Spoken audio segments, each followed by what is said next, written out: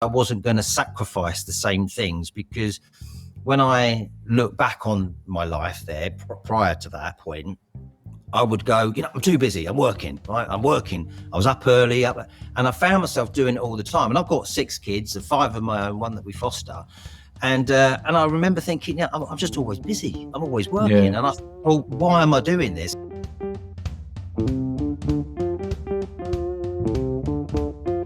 Welcome to Push to Be More with me, your host, Matt Edmondson.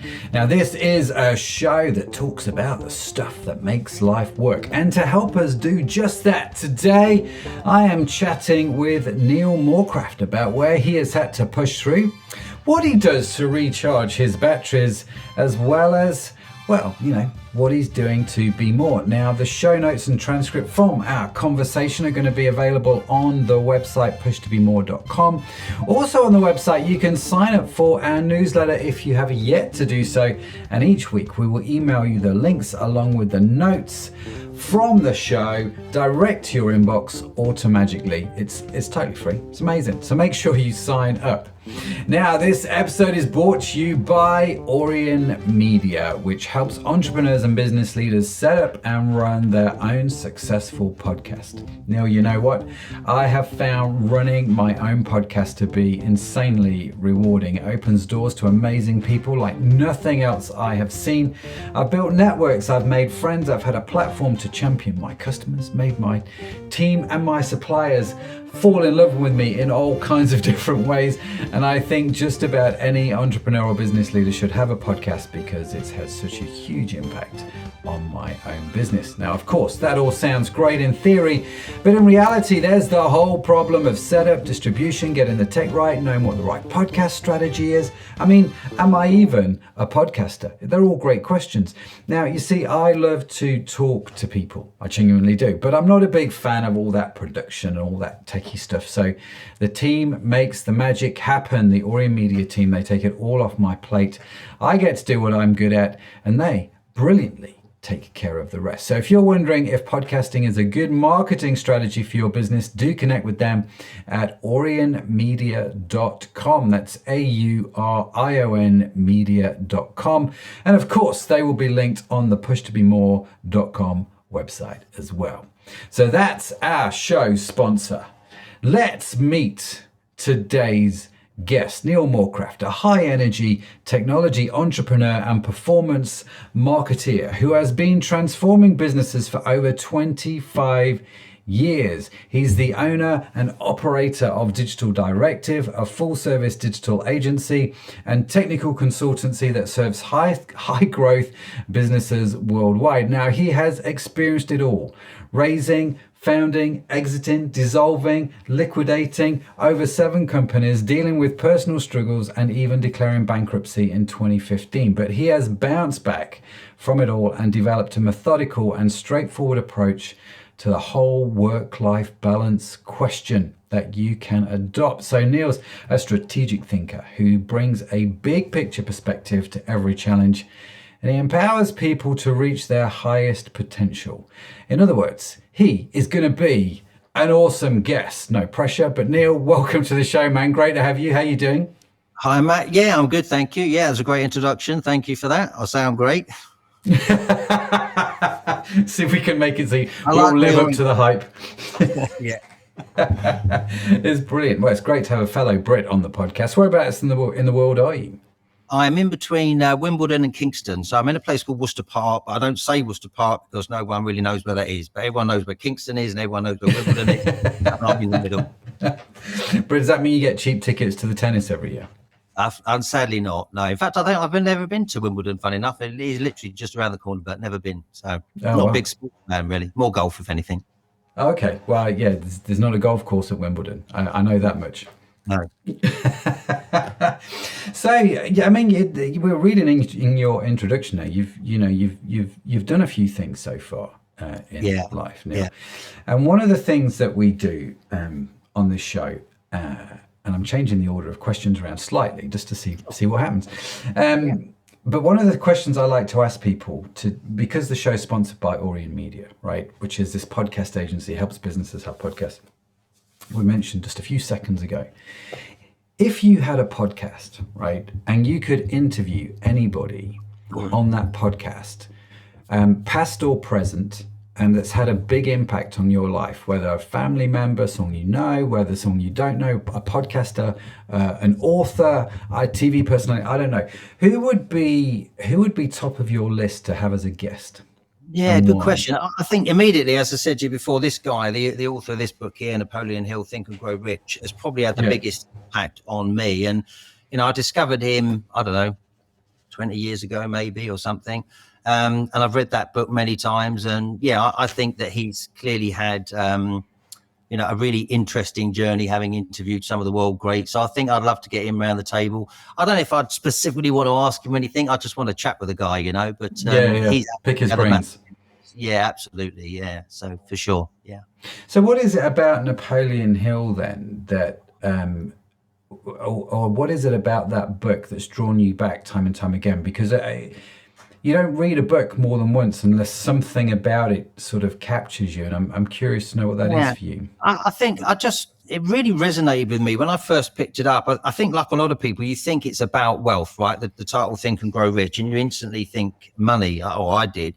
But of course, it doesn't really start with that. And as you go through it, I just think it's got some really good foundations for life. And, I found myself, I guess, enjoying degrees of success quite early on in life, and then getting asked the question, what do I want? And that was from a venture capitalist at a time when my second business was doing, in my eyes, pretty well. And I didn't know the answer to the question. And not only did it bug me, it really stuck with me, and it really changed the course of my life, because I realized that I didn't know what I wanted. I knew what I didn't want. And as I analyzed that, I started to look around thinking, hang on a minute, this wasn't really the plan. And I realized I hadn't really thought too much about my life at that point. I'd just been going at it full, hammer and tongs. And as I picked that book up and I started reading about it, and it started to break it down into compartments for me, I started to realize that there were all these other elements to my life that were really important that I'd neglected. So I think it kind of just made me a better person. It certainly made me be more aware. And I've listened to, I think, all of his old recordings. I think they're just today as they are, or they were back then. And as I say, it's been a foundation for me, and I've taken bits of that, and I've incorporated that into what I refer to as my power of six, which is this sort of strategy that has helped me create this life-work balance, as I call it. I put life first because I think that's more important than work. That was it really, as I say. And every time I pick the book up and I read it, or I read any material that's related to it, I always get something new from it. I never stop learning from it. And that's one thing I've taken from that book, is that I never want to stop learning. I always want to keep growing. It's a really interesting thing, isn't it, that you've got these, I call them the old school books. So you've got Think and Grow Rich by Napoleon Hill. The other ones that sort of come to my mind, you've got probably anything written by Zig Ziglar, but the most famous one that springs to my mind is Reaching the Top. You've got How to Make Friends and Influence People by Dale Carnegie. Yeah, another really interesting, that was really impactful for me as well as a salesman. I think my manager gave that to me some 30 years ago. Yeah. And when I picked that book up, and I realized that, again, really made a difference with how I looked at things, Yeah, I totally get it. I think there's these sort of old school books, and they're the kind of books I give to my kids and say, these are books you have to read. Because I think they're going to be helpful. My son, since he was 18, and I don't think he's read it yet. Every year, another edition, and I see it just used as a stop or an ornament somewhere, and you can take a horse to walk sort of thing, But one day, I'm sure, I hope he'll read it. Sit down and read it. Yeah. No, really fascinating. And like you, I'd love to. I'd love. I mean, obviously, it's not going to happen, but I would love to have had the opportunity to sit down with Napoleon Hill, and to chat with him, Dale Carnegie, Zig Ziglar, all these old school guys. I would just, what made them tick would be some great questions. So, listen, Neil, we read at the start. I mean, let's jump into this, because I read in the bio, was it 2015? You went bankrupt. I did, yeah. What was that like? It was tough, but it was self-declaration. It wasn't that anybody took me bankrupt. In fact, years previous to that, I should have gone bankrupt. As I came out of what was my second business, we were part of the dot-com boom, and then all of a sudden we were part of the dot-com bust. there was a stigma attached to it. I owed a lot of money. The company failed. I was in a good couple of $100,000 worth of personal debt. And I just didn't want to go bankrupt. I'd earned money. I'd always knew how to earn money. So I thought, well, I'll just earn the money, pay it back, and it'll all be good.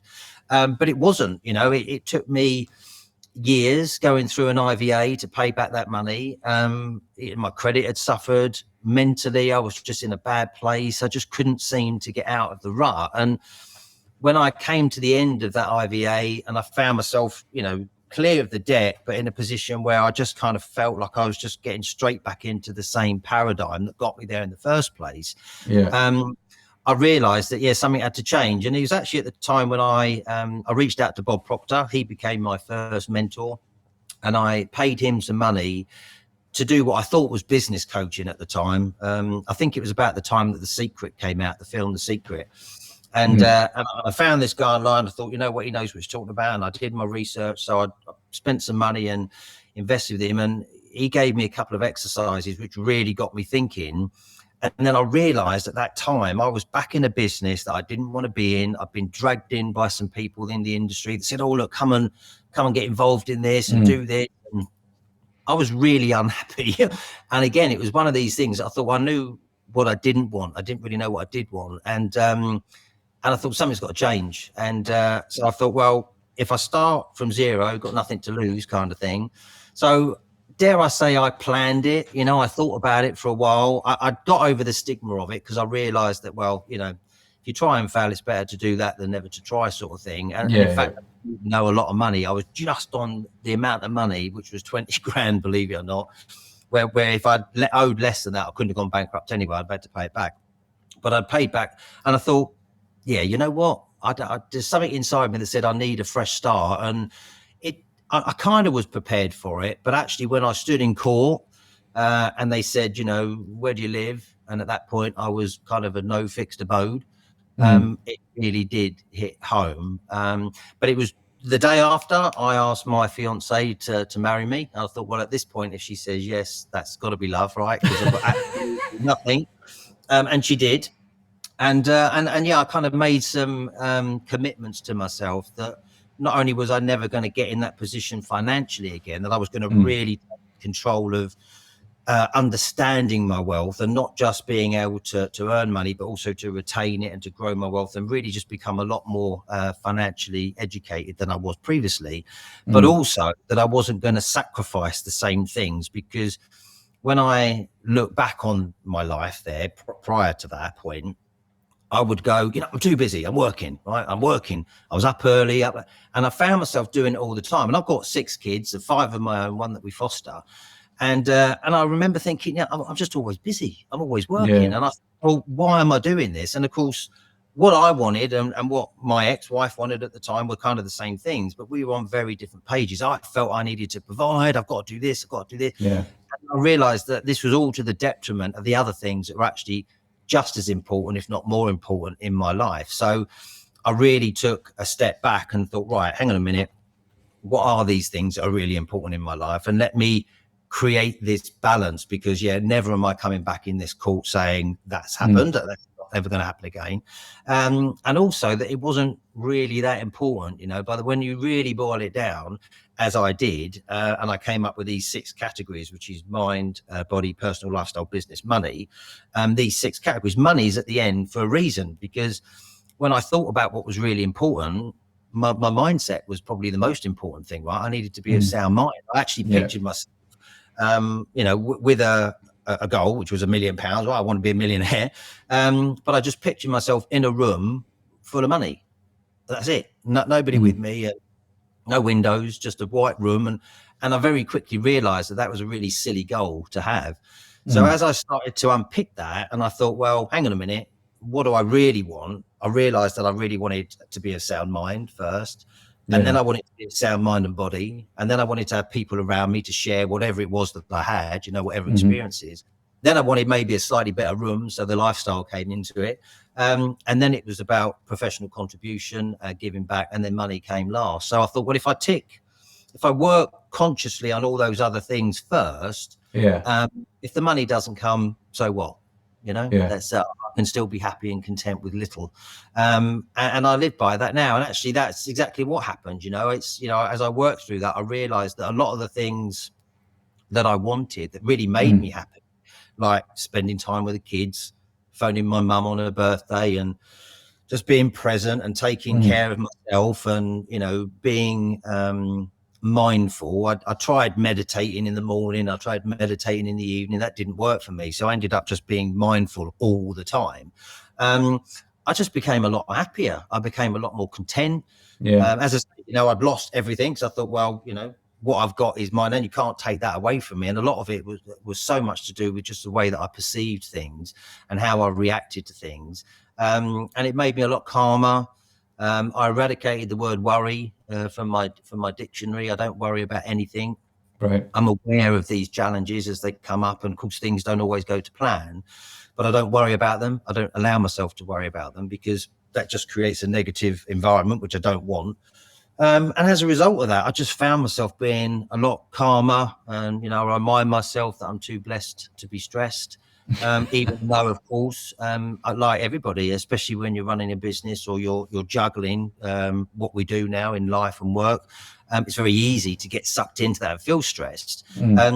This system that I created, if you like, reminds me that, there's other things that are just as important, if not more so. And by departmentalizing it like that and categorizing it, it really allows me to focus on what I'm doing. I became a lot more efficient and productive. So when I was working, I was really structured at it. I was really focused at it. And I was working for 2 or 3 hour blocks at a time, 2 or 3 times a day. Sorry. So that would get my 8 to 9 hours a day in, but I'll be doing that a little bit in the morning, having a break, going to the gym, coming back, seeing the kids.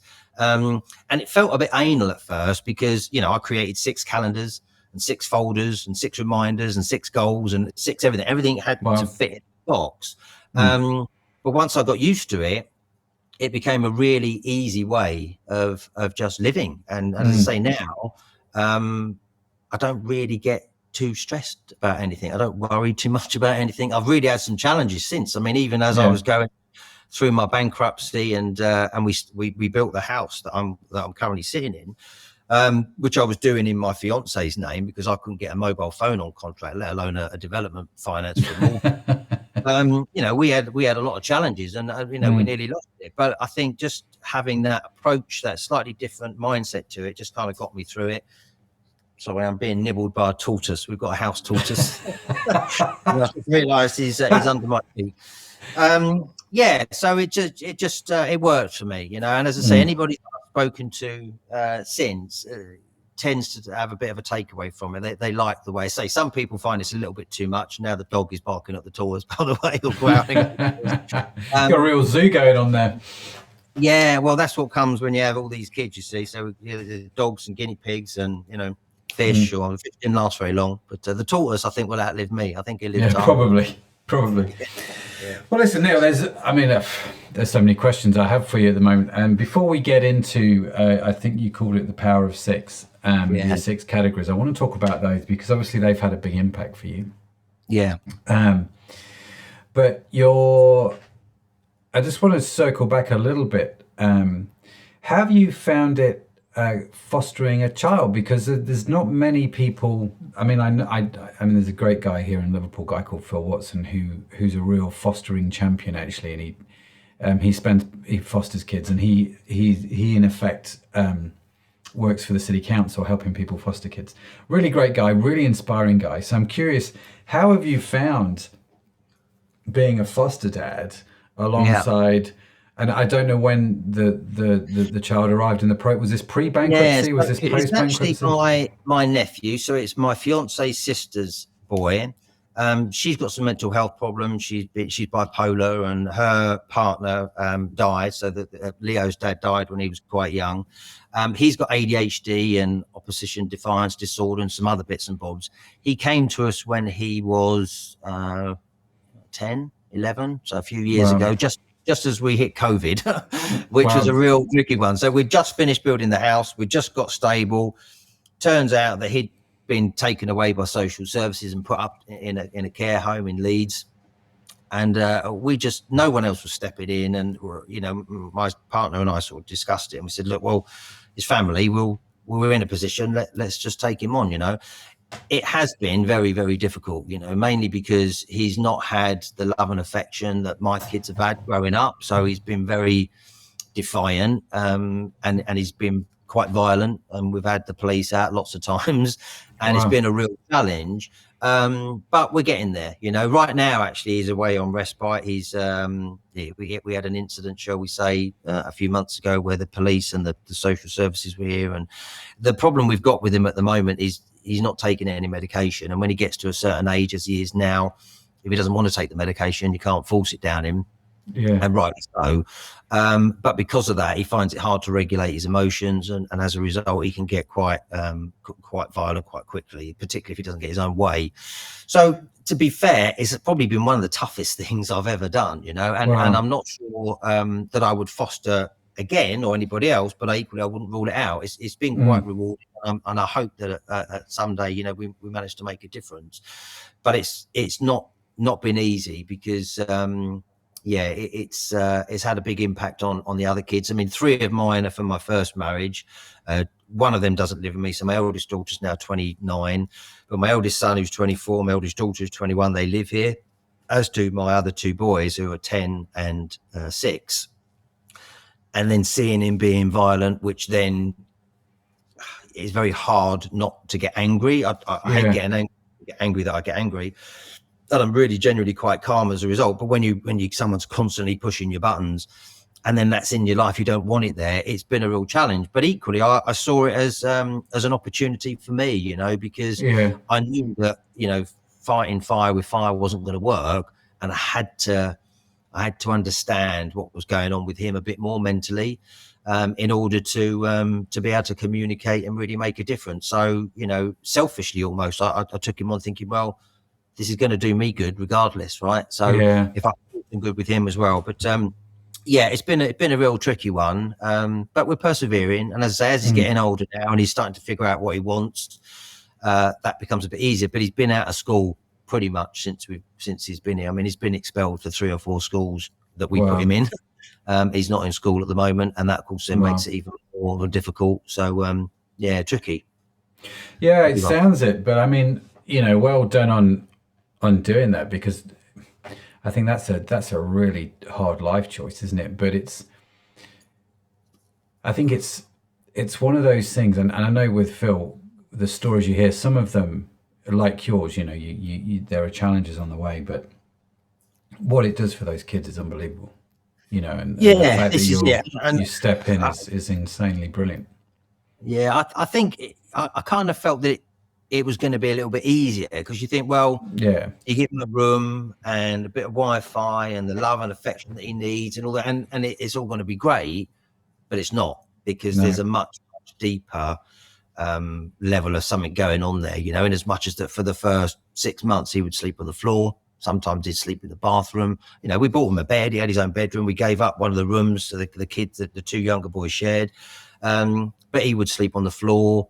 He'd be up all night, you know, a bit of a night out. And we realized that there was just, something missing. As I say, that he hadn't had this of an affection early on, and you've got to rebuild that. And we were totally aware that, of course, once they get past a certain age, some of these neural pathways already formed, and you can't undo it. You kind of got to build on top of it. So it became, a real challenge, but one that's worth it for sure. Yeah, no doubt. Well, that's awesome, and it's an incredible thing, I think, fostering, and so the fact you guys are doing it in spite of it all, brilliant. Yeah. So let's hit this 6, the power 6. So just run through those again, Neil. What the ones you mentioned: mind, body, personal lifestyle, business, money. Yeah.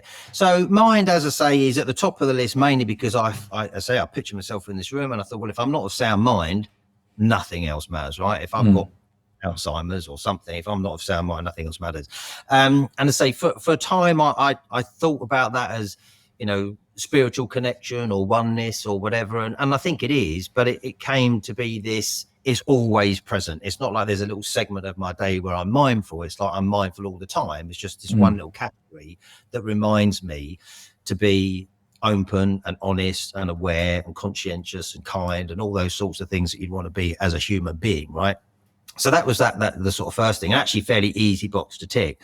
The second box, as I say, which was the body, was really about personal health and fitness.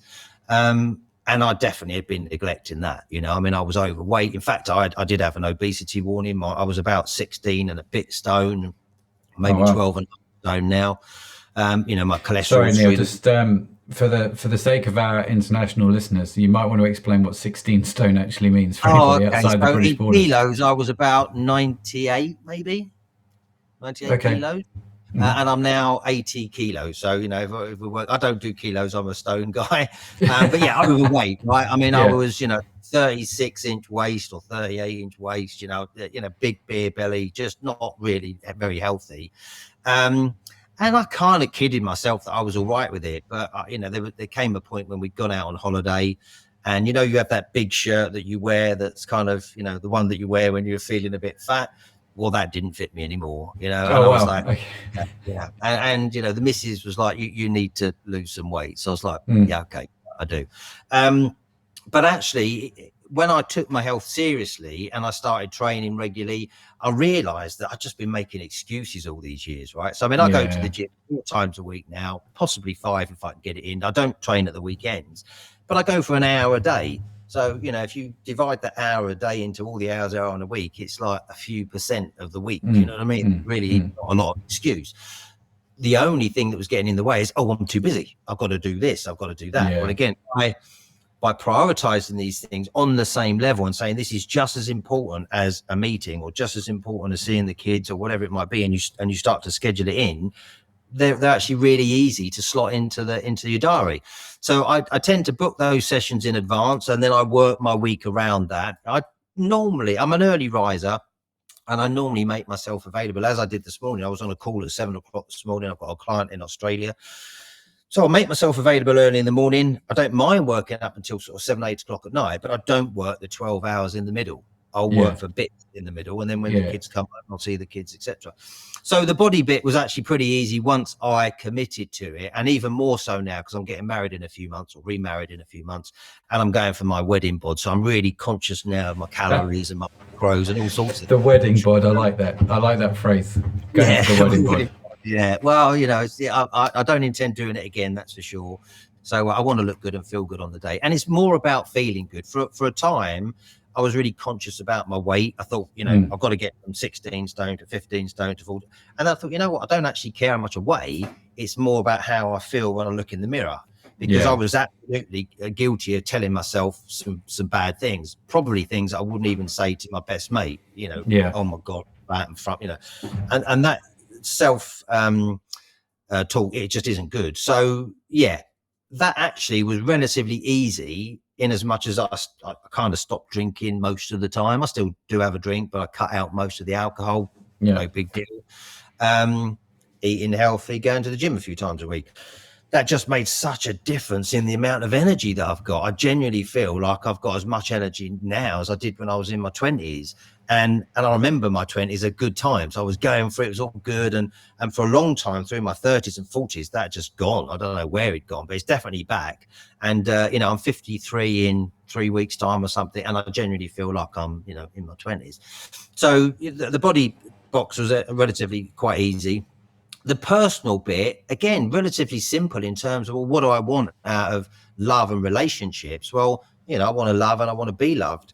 And that means maybe just being a little bit more connected to the people around me and just making the time to listen to these people, to talk to these people. You know, my brother's in Thailand, my parents are in Spain. You know, just picking the phone up now and again and making a point now that when it's someone's birthday, I don't message them on Facebook. I pick the phone up and wish them happy birthday. And it's surprising that sometimes I'm like the only person that's wished them happy birthday to pick the phone up, right?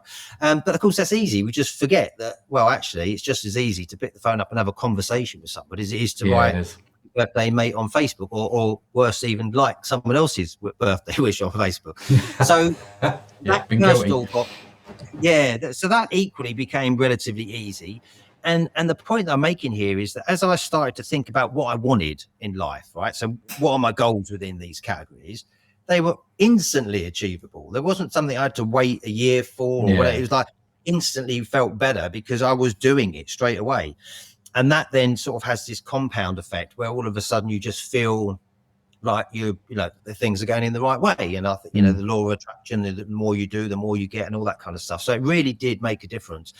The lifestyle box was a tricky one because I'm very happy with my lifestyle, but I want a better lifestyle, right? I don't want a boat and a yacht, but I like things, right? And I've been guilty, I guess, in the past of probably spending money that I don't have. That's probably a true to say, maybe a weakness. But I like experience, right? So it's not about being ostentatious or flash. It's like, well, if I go out, I want to go out and not worry about the fact that it's cost me X amount of money. I don't want to think about the monetary side of it if I'm going on holiday or whatever. But it taught me to cut my cloth and be grateful for what I've got. Because as I say, at the point where I went bankrupt, I had absolutely nothing.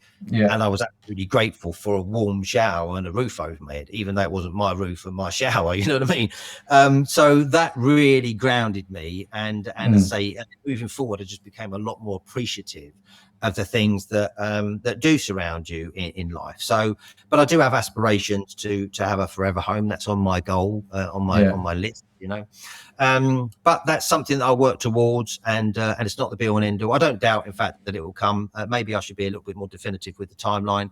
I'm probably not that bothered about it, truth be told. It's one of these things that it'd be nice actually, but the house we live in is perfectly adequate and fine, and I'm happy. So, maybe there's a part of me that doesn't really want that. And that's absolutely a reason I wouldn't get it, by the way.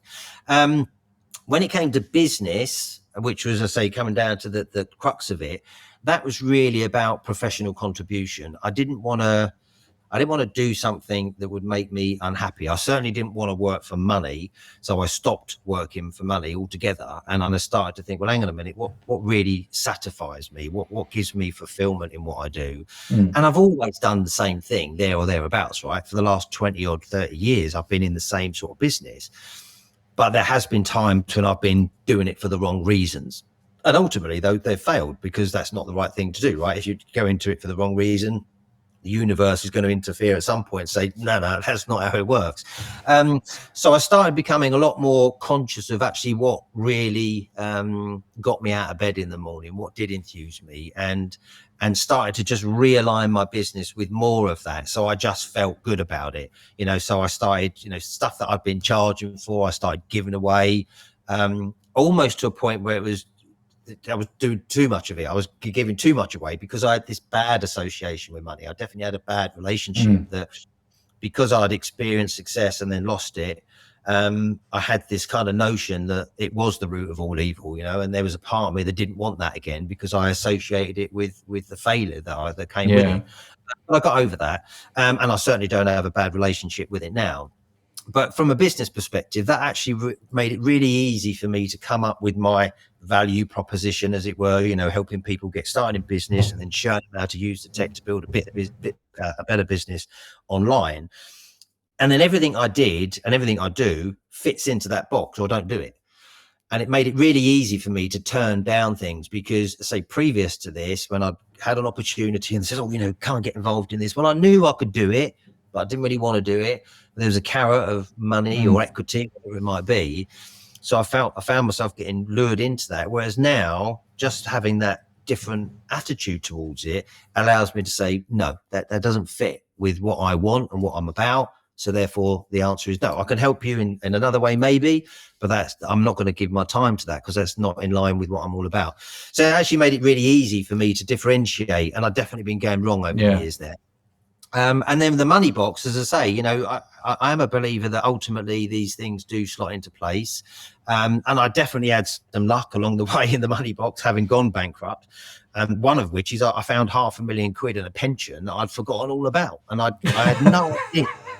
Yeah, and I'm being honest. Well, I mean, I'm sitting in my garden and I'd gone onto one of these pension apps, Pension Bee it was, a few years ago. I'd come out of my bankruptcy. I'd been discharged, and I thought, well, I knew I had a pension years ago, and I knew I had another pension and another one, and I just thought, well, I'll just amalgamate them and see what I've got. And there was 20 grand here and 30 grand here. I thought, well, that's about right. And then all of a sudden I got a mail saying, oh, because your value is more than I was reading, and it was like £538,000 in a pension that I forgot about. I'm like, well, I'll take that, luck. Thank you very much. I love that.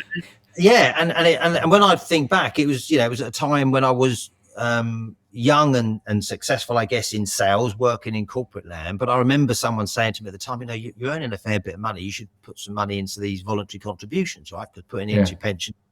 I thought, okay, there were months I was earning 20 grand, 30 grand a month. This is 20, 30 years ago. I didn't have anything to do with it. So I was like, well, okay, yeah, if you tell me that's a good thing to do, I'll do it. Didn't really pay much attention to it because I didn't miss it, right? It was coming out of source. I forgot about it. Well, I did that for 7 years. And of course, that 7 years ultimately stacked up into this £500,000, which I totally forgot about, which I then found, which I was like, okay, I'll take that, because that absolutely helped me get to that net goal of me, my net worth back again, albeit not in the way that I thought, right? And I started to realize at that point that I didn't really need to know how I was going to achieve what I wanted to achieve. It was more about why I wanted to achieve it. And I had to let go of that how, because for years I've been thinking, right, I'm going to do it like this. I'd write it down on a bit of paper, and of course that didn't happen. And then I get despondent, and then I'll try some more and I get more despondent. And I started to realize that, well, maybe that's not the way, right? Maybe that's not the way I meant to do it. So letting go of that how to do it was a big lesson for me. But as I let go of that, again, things just got easier, because it's like, well, I know what I want, I know why I want it, I know when I want it, and I'm just going to put faith over into the universe or the ether, or call it what you like, that ultimately things will pan out, and know why I want to do it, and have that real emotional attachment as to why do I want it, right? Safe in the knowledge that ultimately it will figure itself out. And so far, things absolutely have started to do that more and more and more. And I'm absolutely a believer in that. So, and to say part of that was really understanding that, earning money. I realized I never made money. There's plenty of money. There's an abundance of money. I never made any of it. I earned it. And ultimately, that I earned more by serving more people. So I switched selling into serving. So instead of trying to sell to someone, I would serve that person.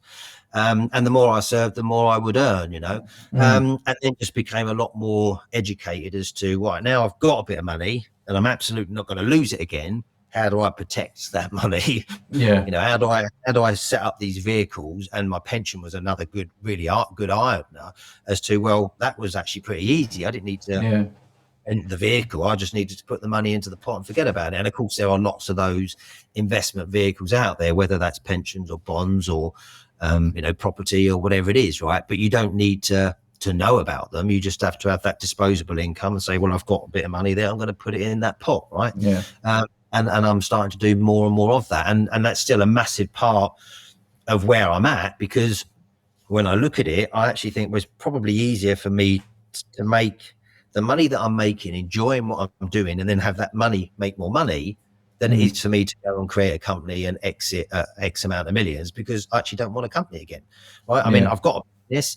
The only people I employ in my business are my kids. So 2 of my kids are in that business. I think the 3rd one's just about to come in. And outside of that, they're freelancers in the gig economy. And I don't have an office. I don't want an office. I don't want lots of people. I'm not a coder. I'm not going to create the next bit of, whiz bang software. So that fits in nicely with what I'm doing, and I'm content with that, and happy with that. And it works well. It's all good. Yeah. That's really fascinating. And I'm listening to you, Neil, with avid interest, talking about, these 6 areas, this has obviously come out of your personal experience. These are obviously very real for you. This is not just something you read on a fridge magnet somewhere, right? No, totally. And it's obviously very, very personal. And obviously the dog's getting involved. And at the start you said, someone asked you the question, what do you want? And you didn't know how to answer that. You knew what you didn't want. It was easy. It's funny how that's easier to verbalize, isn't it? I know what I don't want, but I'm not quite sure what it is what I do want. And then you said that you want, later on you said that you wanted to love and to be loved. So it sounds like there's this sort of real journey then that you've gone on through the bankruptcy, through all these things happening, which have no, where is this? Hello. So I am in Do Not Disturb. It's just my fiance's on my VIP list, as are the kids. He knows I'm on this call. You know what? So, My wife's on mine as well. So if she rang, my phone would ring, even though it's in Do Not Disturb. Yeah. And that's a good sign, Neil. That's a very good sign that she's on that list. But it sounds like one hell of a journey, man. I think is what I was going to say there. Yeah, it has, and you know what? I wouldn't change it. I mean, I feel like I've lived at least a couple of lives. You know what I mean? So I got married. I met my first wife when I was very young. You know, she was 16, I was 17. You know, we fell in love. Yeah, we had a few kids. We lasted 15, 16 years, and I thought that was it. And then I got asked this question, you know, what do I want?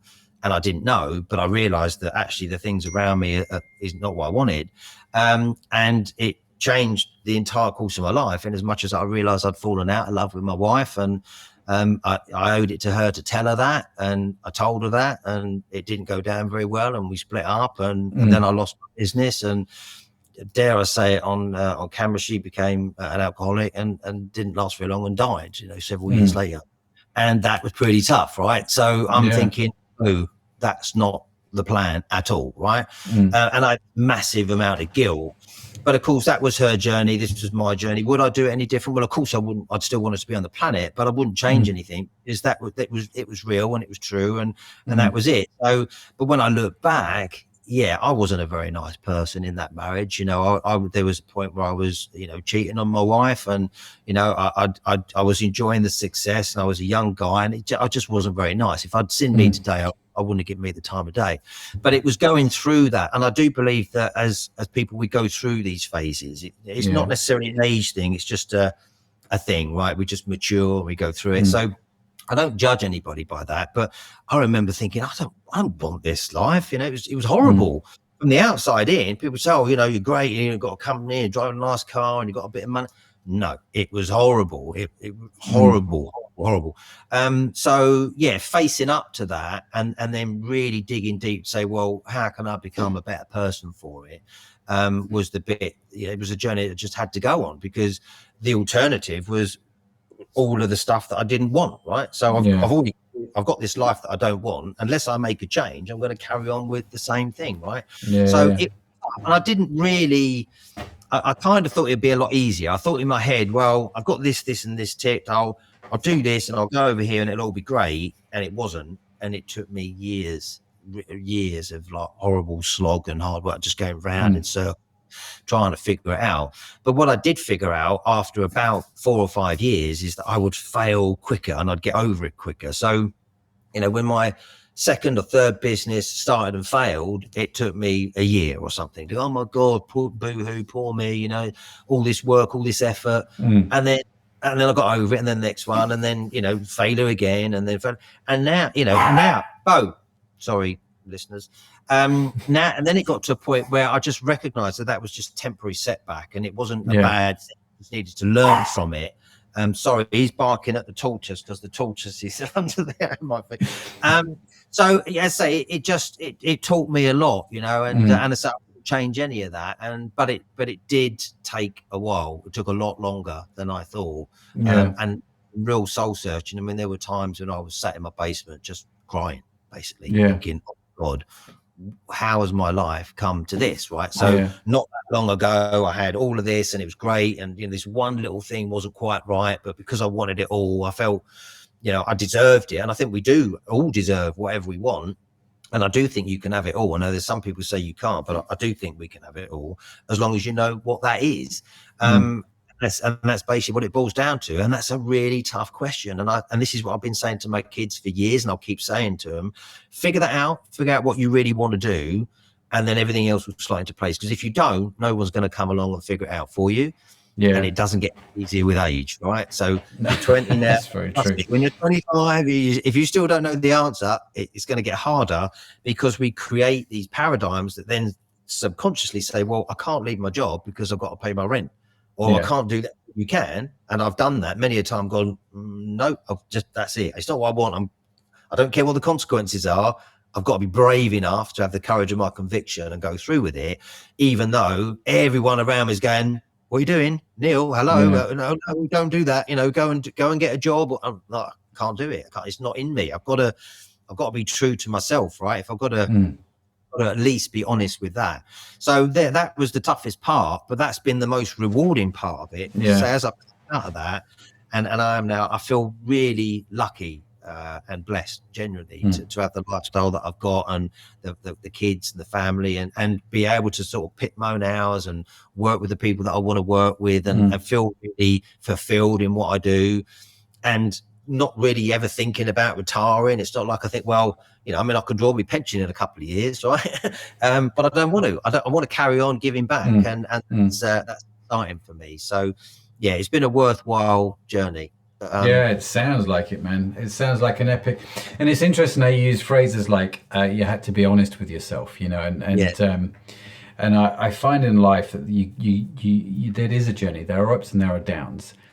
And the people that are brutally honest with themselves tend to be the ones that come out stronger and better. And it I don't know. It's just one of those. I'm not a psychologist now. I don't claim to be. But I would agree. I think fear holds a lot of people back. You know, when I talk to people about, because I do work with different people in different stages, right? I like to help anybody that wants to help themselves, right? So if they're a business owner, they're already doing one and they want to do better, and I can show them how to do that through technology, which is pretty much what I do as a consultant, then of course I want to help them. But I get a lot of people say, well, I'm kind of thinking about starting my own thing. And I say, why? And they go, well, I hate my job. I'm like, well, there's a reason right there, right? So if you hate your job, right, that should be enough. And they go, well, but I can't do this because of that. And I'm like, well, you can, but you've got to have the courage to do it. And they say, well, no, I can't. Because if I leave my job, I can't pay my rent. Well, I know, I've been there.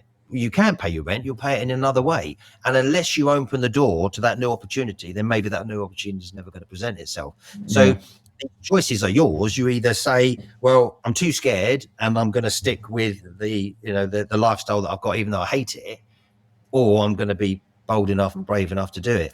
And of course, some people do it and then they fail quickly, and then they go, oh, you know what, isn't for me. And that's fine. If you're comfortable with whatever lifestyle you've created, and that's you, that's totally fine. I'm not suggesting that being an entrepreneur or being entrepreneurial is for everybody. It's not. Some people like the I say the comfort factor. It really isn't the comfort factor. But they like that sense of security, right? And it's the world we live in. So if that's right for you, great. But if you've got something in you that says, you know what, I just want to be more, I want to do more, then absolutely go and do it. That's simple as that. Planning, stop to get on with it, you know. And the responsibility is on you to do that, like you say, not on the white knight. Listen, Neil, let's. I'm aware of time is rapidly creeping up on us, so I do want to do the question box, which is, you know, my state-of-the-art graphics here, the question box. So, you're going to say stop as I flip through these questions, and we're just going to pick out a random question. I'm curious. Right there. Okay. Okay. Have you and your partner or friends ever argued about taste? Taste? A taste as in like taste of, like tasting things, or taste as in food taste? Tasting things, I'm guessing. I'm assuming tasting things, Neil. Like, it's not the best question, but it's an interesting question. No, I don't think we've argued about it. I mean, we have different tastes for sure. But I'm quite open to different things, in as much as I like lots of different genre of music, right? I don't hate any particular music just because it's not the type of music that someone else likes. And I accept that, of course, we live in a world with lots of people's opinions, and what makes us different is the fact that we are all different, right? So no, I don't think we've argued about it. We talk about it a lot, and I like to get my little influence in, but she absolutely gets her influence in, and I think the balance in the middle is harmony. But don't you find that's the harmony? That's a great word. That's the beauty of relationships, isn't it? Because my wife and I have very different taste on a whole raft of things. But the beauty for me in marriage, we've been married 25 years this year, and part of the beauty in that is actually coming together and finding out what works for both, right? And sometimes that's a quick thing. Sometimes it takes a few years. But you know, I like you. I don't know if we've ever argued about taste. I think that there are things that I've definitely not done, or we've not done, because we've not found agreement in taste, is probably a good way to put it. And I think that's probably right, because I think, it is a partnership, right? You are in it together, and if we both like the same things, I guess it'd be pretty boring anyway. But like you say, I think, thrashing that, because sometimes she will absolutely convince me, I guess, maybe, that I like something. Well, I thought, no, I don't. Even as I look at the kitchen, this is not the kitchen that I would choose, but I love it. And she was absolutely adamant this is the kitchen we were going to have, so there was never going to be another kitchen. Fair play. I felt like I couldn't get involved in that one, but good example, I guess. No, excellent. Listen, Neil, the conversation has been awesome, man. I've got lots of notes. I loved your 6 categories there, and lots to take away, lots to think about. And if people want to reach out to you, if people want to connect with you, what is the best way to do that, sir?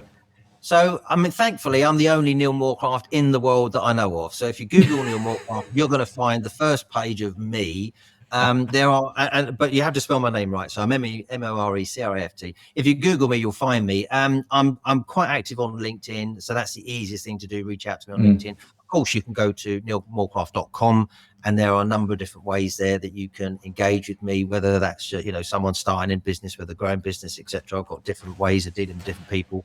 But either direct to my website. There's a little quiz there you can take, which will tell you whether or not I'm a good fit for whatever it is you're doing. And if not, you can reach out to me on LinkedIn. Fantastic. Listen, Neil, it's been an absolute treat, man. Really appreciate you coming onto the show. Thank you so much for all that you've sort of shared. It's been brilliant. And of course, we will link to Neil's info in the show notes as well. So if you're signed up to the newsletter, or if you're on the website, you will find all of those links in today's show notes. So a big thanks again to Neil. What a great conversation. I really enjoyed that. I genuinely did. Got lots of notes. And also a big shout out to today's show sponsor, Orion Media. If you're wondering if podcasting is a good marketing strategy for your business, do connect with them at orionmedia.com. That's AURION media.com.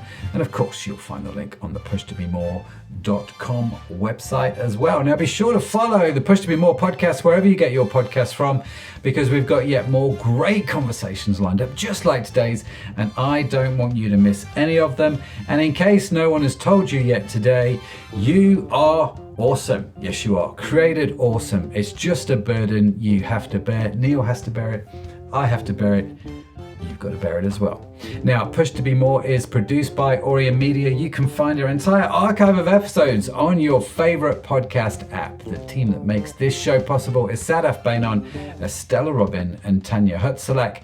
Our theme music was written by Josh Edmondson. And as I mentioned, if you would like to read the transcript or show notes, head on over to our website, pushtobemore.com. And, of course, sign up to the newsletter if you haven't done so already. Now, that's it from me. That's it from Neil. Thank you so much for joining us. Have a fantastic week wherever you are. Yeah, absolutely. We'll see you next time. Bye for now.